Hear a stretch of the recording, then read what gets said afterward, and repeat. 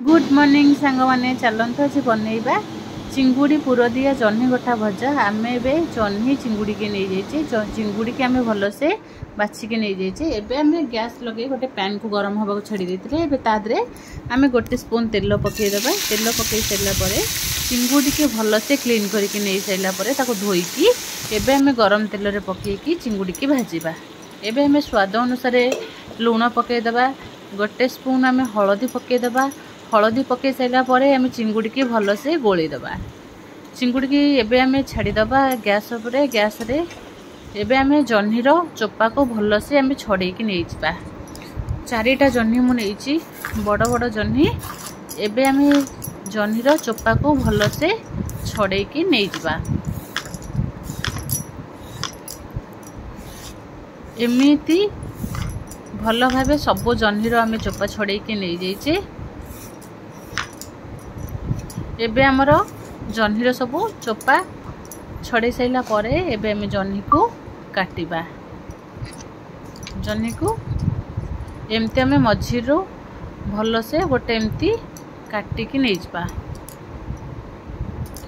मझिरु जह्नी को एमती मझिरु काटिकी ताको एमती फाड़ फाड़ करके आम नहीं जा।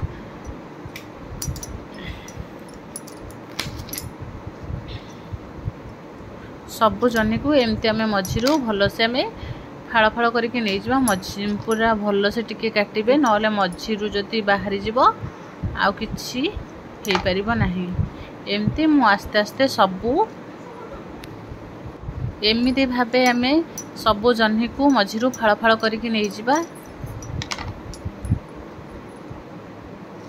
देखंतु पूरा एमती साइज करके भलसे नहीं जा। एबे हमर सब जह्नी को काटिकी नहीं सारा पर एबे आम जह्नी को धोईदबा। जह्नी को धोई सारा पर एबे चिंगुड़ी आमर भजा रेडी हो जाइए। चिंगुड़ी आमर ठंडा हो गलानी। एबे गोटे मिक्सचर जार रे आम चिंगुड़ी की भलसे गोटे पेस्ट बनईदबा। बेसी प्लेन करेंगे नहीं आपको दर दर भाव में गोटे पेस्ट आम बनईदबा। बनई सारा पर एबे आम 4-5टा रसुण 4-5 छकड़ा 3-4टा सुखिला लंका गोटे स्पून आम सोरिष को गोटे पेस्ट करके नहीं जा। एबे आम से फाइन पैन रे आम गोटे स्पून तेल बाटिकी रखी पेस्ट को आम देदबा। देकी ताको एमती भल से टिके तेल रे कषिदबा। स्वाद अनुसार लुण पकईदबा। लुण पकई सारा पर एबे आम चिंगुड़ी की जो पेस्ट करके रखी थे एबे से चिंगुड़ी की पकईदबा। चिंगुड़ी की एबे हमें तादरे गोटे स्पून आम पानी देकी चिंगुड़ी की भल से कषिबा। पूरा ताको भल भाव कषिबे जेमती पूरा सुखा सुखा हो आमर पेस्टा। एबे आमर देखंतु पेस्ट रेडी हो जाइए। एबे आम गोटे गिन्ना रे पेस्ट को काढ़ीदबा।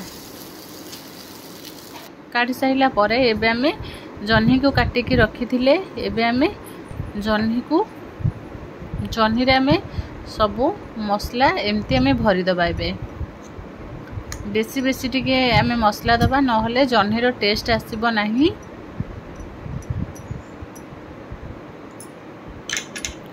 एमिति भाबे आम सबू जह्नीर एमती मझिरु जो काटिकी नहीं थिले एबे आम एमती चिंगुड़ी पुर दिया सब जह्नीर आम एमती भरीदबा। भल भाव चिंगुड़ी की देवे नहले बाहरी आसब। जदि बाहरी जाउची ताको आपण माने चाहिए सूतारे भी गुड़ाई पारिबे किंतु मोर बाहरी नथिला मु सूता गुड़ाई नाही। एमिति भाबे सब जह्नीर आम मसला को भरिकी नहीं जिबा।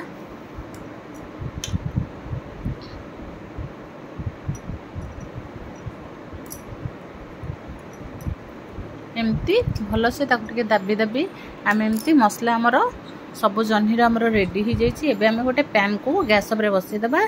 बसई सारा पर एबे 2 स्पून आम सोरिष तेल नहीं जाइए। सोरिष तेल देकी आम एबे चिंगुड़ी पुर दिया जह्नी को भाजवा। एमिति भाबे आम सब जह्नी को पैन रे पकई देइछे। पकईकी ताको एबे घोड़ेईदबा 5 मिनिट। 5 मिनिट पर एबे देखंतु आमर जह्नी पाखापाखि हो आसलानी। एबे देखंतु एमिति गोल्डन ब्राउन कलर हवा पर्यंत जह्नी को भाजिबे।